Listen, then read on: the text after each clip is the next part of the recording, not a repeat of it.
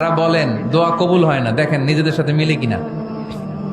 এই পাঁচটা শর্ত যদি পাওয়া যায়, মুহূর্তেই আপনার দোয়া আরশে যে নক করবে। এক নাম্বার শর্ত আকলুল হালাল, হালাল খাওয়া।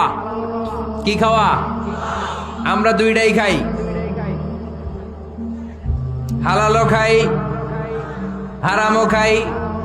বেশি খাই কোনটা? হ্যাঁ, কি খান? আমি কই নাই কিছু, আপনারাই কইছেন। নিজের উত্তরে নিজে ধরা না। হারাম খেলে তো দোয়া কবুল হয় না। লা ইয়াদখুলুল জান্নাতা জাসাদুন গুযিয়া বিল হারাম। ওই দেহ কখনো জান্নাতে যায় না যে দেহ হারাম খেয়ে বর্ধিত হয়েছে। কেন দোয়া কবুল হয় না? মিলিয়ে নেন নিজের জীবনের সাথে, জাস্ট একটু মিলিয়ে নেন, খেয়াল করেন। আকলুল হালাল এক নাম্বার শর্ত। ইউর ইনকাম শুড বি হালাল, ইউর ফুড শুড বি হালাল, ইউর ড্রিঙ্কস শুড বি হালাল, ইউর ফ্ল্যাট শুড বি হালাল, your bank balance should be হালাল। চিল্লায় বলেন ঠিক কিনা? এক লোক কাবার চারপাশে শুধু দোয়া করে, ইয়া রব, ইয়া রব, ও আমার রব, তুমি আমারে মাফ করে দাও, তুমি আমারে মাফ করে দাও। এই সাহাবীর কান্নাকাটি দেখে, এই লোকের কান্নাকাটি দেখে অন্য সাহাবারা বলল, আজকের সব সওয়াব এই লোকে নিয়ে যাবে। সব সওয়াব তো আজকে ওনার। এর দোয়া কবুল। আল্লাহর হাবিব বললেন, ওয়া মাতআমুহু হারাম, ও যা খায় হারাম খায়। ওয়া মাশরাবুহু হারাম, যা পান করে হারাম। মালবাসুহু হারাম, তার ড্রেস আপ এটা হারাম টাকা থেকে আসে। ফাআন্না ইউস্তাজাবু লাহু, কেমন করে আল্লাহ ওর দোয়া কবুল করবে? আল্লাহ ঠেকা পড়ছে নাকি? ইন্নাল্লাহা তাইয়্যিব লা ইয়াকবালু ইল্লা তাইয়্যিবা। আল্লাহ নিজে পবিত্র, আল্লাহ পবিত্র ছাড়া কোনো অপবিত্র জিনিস গ্রহণ করেন না। জিহাদের ময়দানে একজন সাহাবী ছিল, সর্বপ্রথম তীর মেরেছিল। নাম কে বলতে পারবে?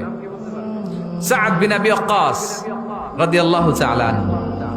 উনি একবার আল্লাহর হাবিবকে বললেন, ইয়া রাসূলুল্লাহ, উদু আল্লাহ আইয়াজআলানি মুস্তাজাবাদ দাওয়া। ও নবী, আপনি তো দোয়া করলে কবুল হয়, আপনি একটু আমার জন্য দোয়া করেন, আল্লাহ যেন আমারে মুস্তাজাবুদ দাওয়া বানিয়ে দেয়। কি বানিয়ে দেয়? মুস্তাজাবুদ দাওয়া মানে কি জানেন?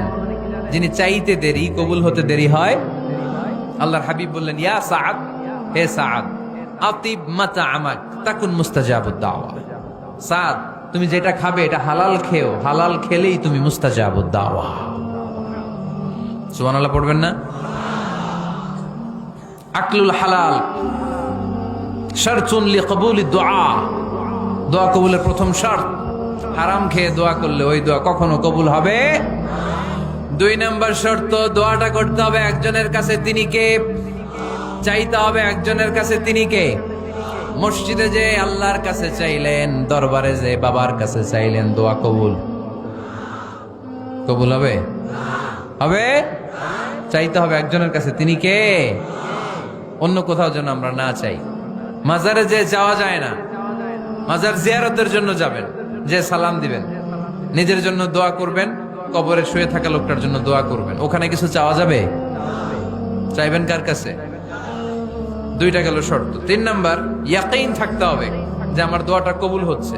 যখন দোয়া করবেন আপনার এই বিশ্বাস থাকতে হবে, আমার রব আমার ফরিয়াদ শুনছে, তিনি আমার কথা শুনতে পাচ্ছে, আমি চাওয়া মাত্রই তিনি সব দিয়ে দিতে পারে, এবং আমার রব আমাকে ফিরাবে না, তিনি দিবেনই। এরকম ইয়াকিন থাকতে হবে। উদু আল্লাহ ওয়া আনতুম মুকিনুনা বিল ইজাবা, এমন ভাবে দোয়া করো যে তুমি সুনিশ্চিত এই দোয়া কবুল হবেই। এই নিশ্চয়তা নিজে নিজে নিয়ে নেবে। আল্লাহর উপর ভরসা কম আমাদের, এই ভরসা জাগে না, যারে উনি দিবেনই নিশ্চিত আমি। আপনি নিশ্চিত হলে পেয়ে যাবেন নিশ্চিত। আপনার মধ্যে যদি সন্দেহ, হায় রে কবুল হয় না, না হয়, ওই দোয়া জীবনও কবুল হবে না। ঠিক কিনা? চার নাম্বার শর্ত, সালাতু আলা রাসূলিল্লাহ, আল্লাহর হাবিব সাল্লাল্লাহু আলাইহি ওয়াসাল্লামের উপর দুরূদ পড়া। কুল্লু দুআ মাহজুব মাওকুফুন বাইনাস সামাই ওয়াল আরদ। আমরা যা দোয়া করি সব আকাশ জমিনের মাঝখানে পেন্ডিং হয়ে থাকে। মা লাম ইউসাল্লা আলাইহি, আল্লাহর হাবিব বললেন, যতক্ষণ না আমার উপর দুরূদ শরীফ পড়া হয়। আওয়াজ করে সবাই পড়েন, সাল্লাল্লাহু আলাইহি ওয়াসাল্লাম। আল্লাহর হাবিব সাল্লাল্লাহু আলাইহি সাল্লামের উপর দুরূদ না পড়লে ওই দোয়া কঠিন কালে আল্লাহ কবুল করেন। আকাশ জমিনের মাঝখানে পেন্ডিং। মেসেজ করেছেন আপনার বন্ধুকে, আপনার মোবাইলে টাকা নাই, মেসেজটা কি হয়ে থাকে? পেন্ডিং, তাই না? যখনই টাকা ঢুকাবেন সাথে সাথে সেন্ট, আপনার সব দোয়া পেন্ডিং হয়ে আছে আকাশ। আজকে দুরুদ করে দিবেন সব সেন্ট মুআল্লাক, সব ঝুলে থাকে। মাহজুবুন মুআল্লাকুন বাইনাস সামাই ওয়াল আরদ। মনে থাকবে ভাইরা। 5 নাম্বার সর্বশেষ শর্ত হলো মুওয়াফাকাতুদ দুআই বিদ-দাওয়াব। শুধু দোয়ায় কাজ হয় না, দোয়ার সাথে মাঝে মাঝে দাওয়ারও দরকার আছে না নাই? দোয়াও লাগবে, দাওয়াও লাগবে, ঠিক কিনা? আপনার ছেলের জন্য আপনি দোয়া চাইতে আসলেন, হুজুর দোয়া করেন। অনেকে কলম নিয়ে আসে আমাদের কাছে, কলম। আমি ভাবছি আমারে গিফট করবে, পরে কয় না, গিফট না, ফুদিয়া দেন। ফুদিয়ে দেন কেন? আমার ছেলের পরীক্ষা, আপনার ফু পাইলে গোল্ডেন এ প্লাস। আমি কই সর্বনাশ, লেখাপড়া না করলে ডবল জিরো পাবে, দোয়ায় কাজ হবে না। আগে পড়াশোনা করতে হবে, তারপরে দোয়ায় কাজ হবে, ঠিক কিনা?